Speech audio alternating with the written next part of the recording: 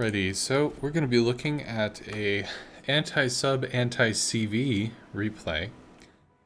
Specifically, I think we're focusing on the anti-sub aspect, but Greifer mentioned that he also had some interactions with the CV as well. So, he is in the Akizuki. Action stations. And we can go ahead and see what we can see. So first things first, let me actually slow this down a bit. It's got skip bombs coming out. I'm actually going to halt this just for a moment.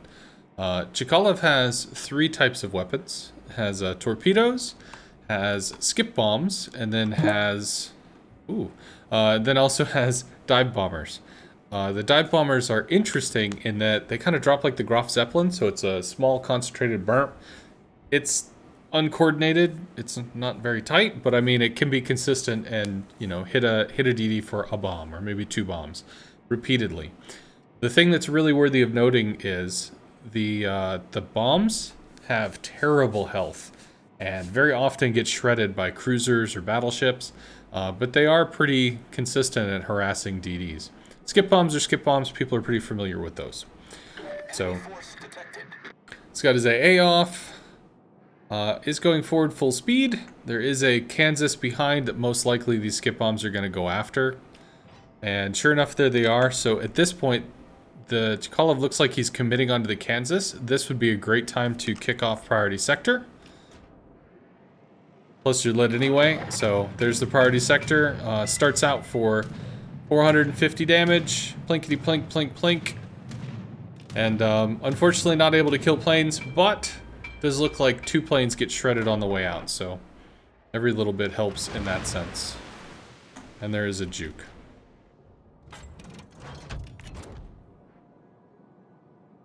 Okay, skip bombs coming out. And skip bombs need a direct line of fire. I'm actually gonna reduce this a little bit because it feels like it's a little loud. So skip bombs need a direct line of fire. That's really not going to be threatening him at all. His bow pointed toward the skip bombs basically means that they would have to do some weird maneuvering to get to him. Most likely he's going to drop the Graf Spee or try to go for the Kansas again. Will briefly be spotted, so pops a priority sector. Plus he's even got an island between him and incoming shells, which means that he does have the ability to do some jukes, should that be a thing. And more skip bombers go down. So that's actually going to be about a third. There we go. There's the HE bombs. And I do like this, being able to fold back to the Kansas. Last spotted around this island, bombers are going hunting for an Akizuki. I do think you actually... I think I heard some AA maybe shoot at this, but I could be wrong. But folding back to the Kansas will literally slaughter 2, 3, maybe even 4 of these if he decides to go in on this, because these things just get shreked. Most likely he will bomb the Graf Spee at this point. Nope, goes for you. Makes a drop, not very coordinated, and many planes are dead. You got 4 plane kill ribbons, the Kansas helping out's gonna be pretty big, and the torps are no threat to you at all. Kansas gonna be torped. Pops his fighter late, so it's not gonna do very much. Cool, so we just tripped across the sub. Kansas moving up with the New Mexico means that these guys are going to be able to support each other. We've got the Buis heading down mid. This is potentially a little sus. Because if he gets further, he doesn't really have a way out. And looks like you've already lost a cruiser, which is rough. But we've just seen a sub. And the sub, I think, immediately dove and threw out a ping. So we'll slow this down and see what we can see.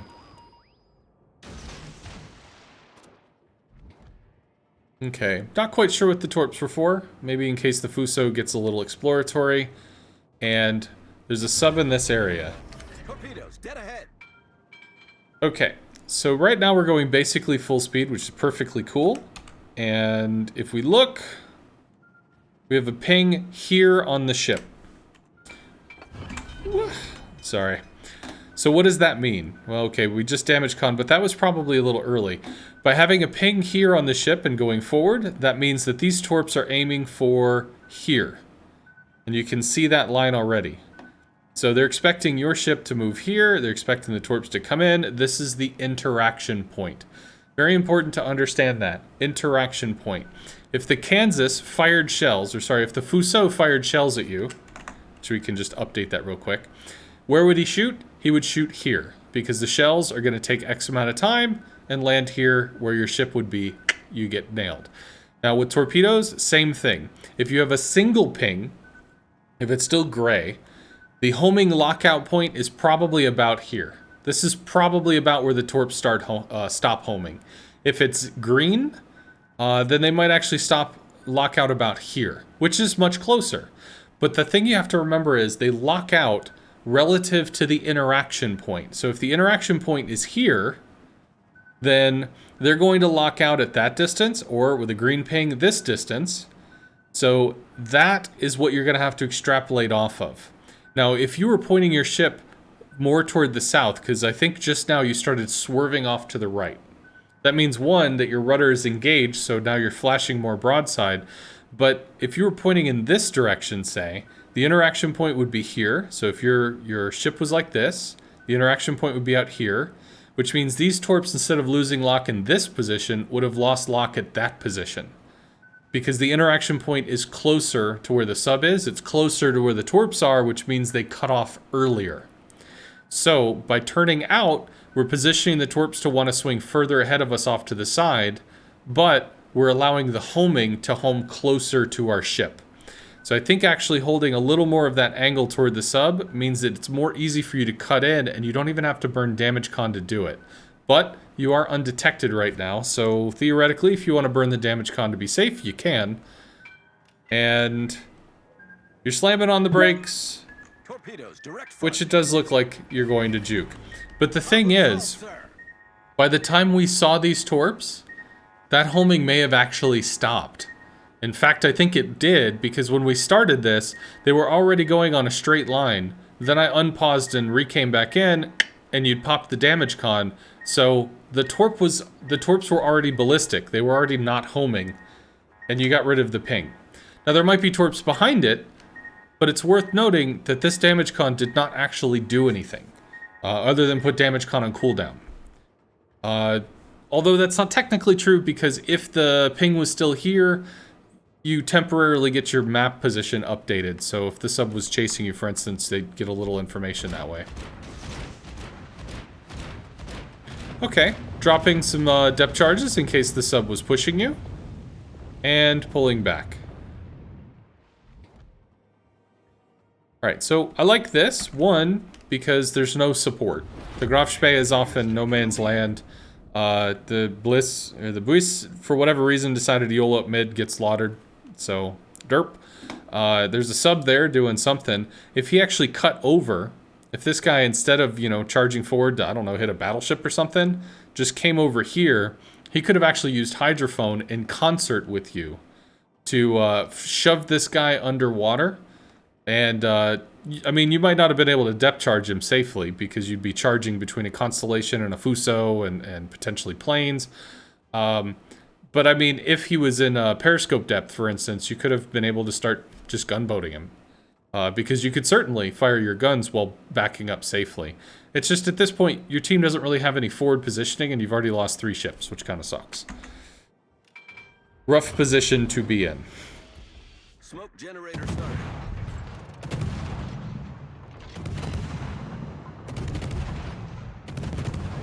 Okay, so looks like the enemy CV is going for the New Mexico, which does make sense. It's a lower tier. And let's see. Alright, so we do have a torp from the sub still in this area, but he did not get a ping on you. One thing that's worth noting is in this particular instance, you could set your guns, right-click, and once you've set your guns for a salvo, look back and see if you see a ping. See if you see the submarine trying to ping into the smoke, because you can visually identify the pings. You don't have support here, so it's still something that you're not necessarily going to be able to deal with, but if you can literally see the pings coming at you, it could be worth looking. This is going to be analogous to, you take some shots at the Constellation and the Fuso blind fires at the smoke. You'll see the shells coming in, make some thoughts. Do I care? Do I need to move? Do I want this? Do I want that? Same thing. Instead of looking for shells, you're just looking for a ping animation. It's shells in the water. Alright, so the aviary is bailed. Ooh, that's nice. Might straight up kill him. Oh. There we go. Nice. Good kill. Okay. 2 for 1 special. Okay. So, it's unfortunate that you repaired there, but it does work out. Because your engine broke. And I mean, that's pretty significant. Although, an engine break on a DD is not life-alteringly terrible because typically all DDs bring propulsion mod. So you still accelerate to full speed at, well, normal speed in that sense. But yeah, the engine brake on top of the ping was a lot. Is that? Sorry. This is the island reflection. It kind of looked like an oil slick. And I was like, is this sub literally that close to you? What the hell? Torpedoes astern. That's kind of sus. Torpedoes astern. Alright, so some of the torps are gone. Looks like he launched a half rack. We do see the pings. He is back in your smoke area. That's gonna hit. Alright, so at this point, CV is not paying any attention to us. He's dealing with other stuff. There's an aviary close, so he's probably working with that. But we did just get pinged by the sub. By the way, good kill on the DD. So we know that he's over in this area. And now is actually a legit question. The Hood can't shoot over the island, the Fuso can't shoot over the island, and the Constellation's pretty far away. Now is actually a point where you could think about killing the sub. Because there's really nothing else to support. Maybe the Akizuki is moved up. Akizuki. I mean, depending on what's happening with those, but likely they're just going to end up killing the aviary or the aviaire. But now is actually a window where you could go in on the sub. He just launched 3 torpedoes, which means he's only got a half rack left. And the biggest thing is your damage con is actually still up. So you have a lot of leeway to go in and push this right now. If you're able to kind of force him, if he's in this area, you could get this kill, swing off, and still have smoke available if you have to try to do something silly against battleships that are shoving, with maybe your DD and Graf Spee able to help with that. Ooh, this is not... That was wrong. That was not correct at all. Why was it not correct? Because what did your damage con give you? Did you see torpedoes that were actively homing that were gonna hit you if you were pinged and there was nothing you could do about it? That's when you damage con. Were you committing to, I'm gonna make this turn and I'm gonna make this happen? Cool, wait for the torps. Then you damage con. Damage conning because you don't want to be pinged? What that gives you, if you're pinged, your minimap location updates like every 5 seconds. Cool, so if you turn around and you go in that direction, he'll be able to see that you've turned around and are going in that direction on the minimap. But it also means that if he's close enough to pop up, spot you, and fire off a ping real quick or something, if he goes up to surface, you might spot him, he might spot you. But if that ping sticks, it's not that you can't dodge the torps, but you're in an infinitely weaker position because now you don't have that extra tool that you could have had for free. You just didn't need to use it. Repairing a ping is like repairing a single fire. Don't do it. When you're new, people repair single fires. People repair, I don't know, stuff. And it's a habit that we all have to train ourselves out of. Don't repair single pings. Remember what a ping means.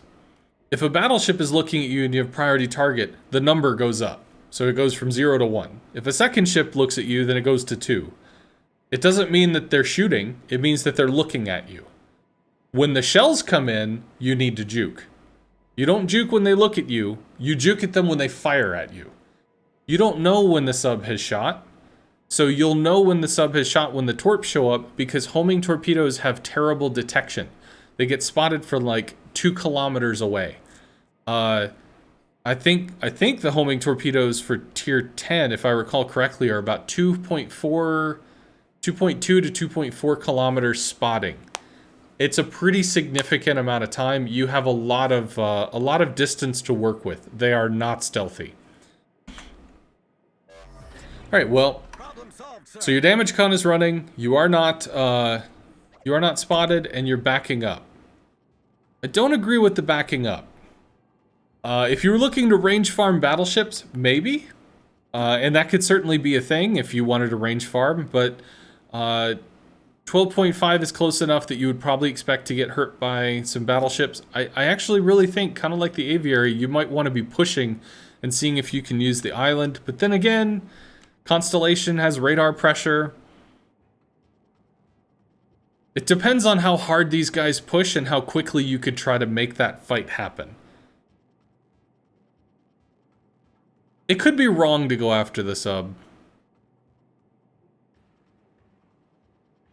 It'd be nice if you had CV support, but I guess he's doing something else, and your sub is just YOLOing. I still think it's worth going for him. So, those are the torps that he fired. Engine boost deactivated. And we just actually saw the sub is right here. We just saw that that ping go out. So we know exactly where he is, and you are lit. Which either means that he is at periscope depth. Actually, it does. He is at periscope depth, which means he is within 2.9 kilometers of you. He is extremely close. You could actually make something happen here. You could move up, shoot him, and then smoke. Cool. Okay. I want to offer an idea here. This submarine is at periscope depth, and you have high explosive shells. You actually see where this guy is, because you can see homing pings for all the way out to 8 kilometers away from you. And I think if like a teammate spots him, theoretically you could see him even further out. So like if a DD was 2 kilometers in front of you, you might see a ping from 8, out to 10 kilometers away because it's spotted by a friendly. I haven't double checked that. So you're taking shots at a Fuso. You could be taking shots at a sub. But what if the sub's not on the surface? The sub is likely at periscope depth. Meaning, periscope depth got extended. It got extended, it's more than like 10 meters. It's all the way down to like 20 meters or something. And HE ammunition, I don't know if the hitbox was increased or if there's something that like helps it hit the submarine. But if you start seeing this guy spam from this area, you start peppering this area, and even a single hit can kick off an oil leak. And then you're going to start seeing little black spots, unless he damage cons. And I think he only has 3 of those. Getting those interactions in is huge. And if you get little oil leaks, the Graf Spee might be able to throw anti-sub warfare planes. The New Mexico might be able to throw anti-sub warfare planes. You might be able to shower it with HE. Might force him down to maximum depth, in which case he has almost no chance in hell of hitting you. Because he's going to have to try to figure out where you are while shooting up, as opposed to just shooting across the water, which is ideally what he's doing. He's probably just at actual periscope depth, sitting just below the water where the camera is over the water, and he sees the ping right across, because that's going to give him the best chance of having some interaction with you.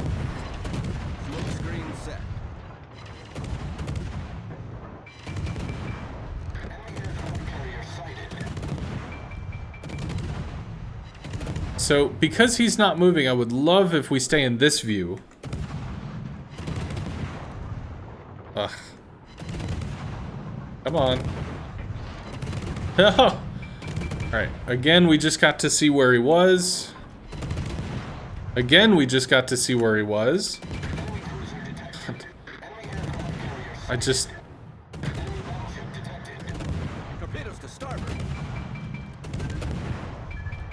Right, okay, so we can see that's where he was. He's here. You could be showering this area with shells. I'm not... Okay. Now that damage con, I'm not against. Not against that damage con. Why? Because being flat broadside and potentially having torpedoes coming in on a double ping sector, I think he actually got you where you were green, is going to allow them to home in pretty significantly. So in this case, you just kind of say, he got me. You throw the damage con as a prep measure, and you start to move. You've got a lot of damage into the Fuso, definitely. But this comes down to, you literally have a destroyer that's spotting himself. Do you shoot at the battleship or do you shoot at the DD? But he's not spotting himself. No, he was spotting himself. Every single ping that he shot tells you exactly where he was, assuming he's within 8 kilometers. And since this is 10 kilometers away, there's a fairly good chance that he's within 8 kilometers. You just line up, see whatever the distance tells you, and take some shots at him. And that's going to give you a real easy way to hit, get an oil slick, and start zeroing in and bully him down to the surface, like under the water or something. It's literally like there's a DD that's spotted. Do you shoot at the DD or do you keep farming the battleship? In this case, I would say you shoot the DD and then go back to farming the battleship until you see the DD again, and then you shoot at the DD and go back to farming the battleship. But Fuso goes down. We again see the ping came from right here. You could take a shot. Ping came from right here. You could take a shot. All stations. Ping came from right there. You could take a shot. And there's the sub. He's at 7.7 kilometers. Every time he pings, you literally see where the ping starts, which means you can take shots at him. 7.6 meters, you can hit this and deal actual damage to it, which means you're starting the oil slicks, which means potentially ASW planes, and other interactions like that. So your Graf Spee is kind of YOLOing in. I mean, that's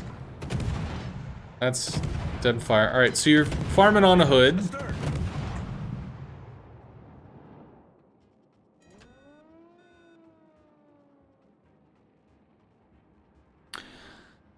Okay,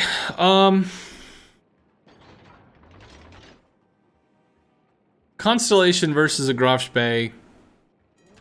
Graf Spee should lose. Because the Fuso is down, the submarine is quote-unquote vulnerable, but there's a mines and a hood. Falling back to work on the hood also protects the base. It's what it is. It's the safest play, and that's fine.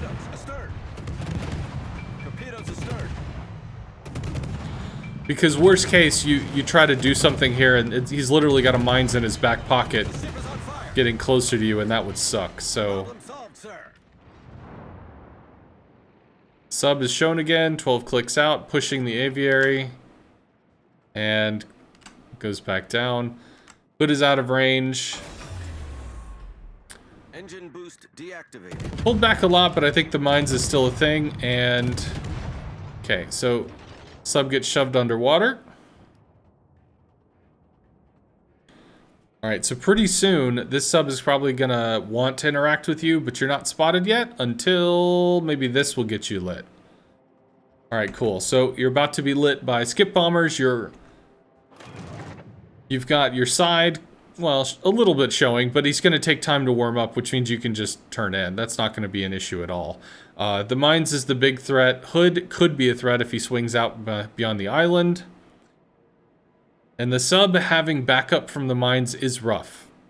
And the Chkalov also being able to move up is rough. Ideally, where the hell are the planes? What is your CB doing? It's going after the mines because he sees him? It's kind of unfortunate. Got to see a ping there, so we know the sub is in this area. Yeah.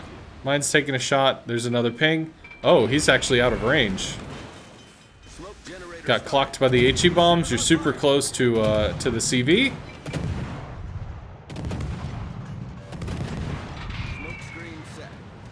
Cool. Still taking shots at you. See if we can see where he is. Yeah, he's right there. Right there. Still in the same spot. Problem solved, sir. Torpedoes dead ahead. Yeah, super blind firing. It's pushing forward in this direction. Yeah, so doing good work on the hood, good jukes on the sub. I mean, It's smoke firing. People have been doing this for years. And hopefully you get some torps to take him out.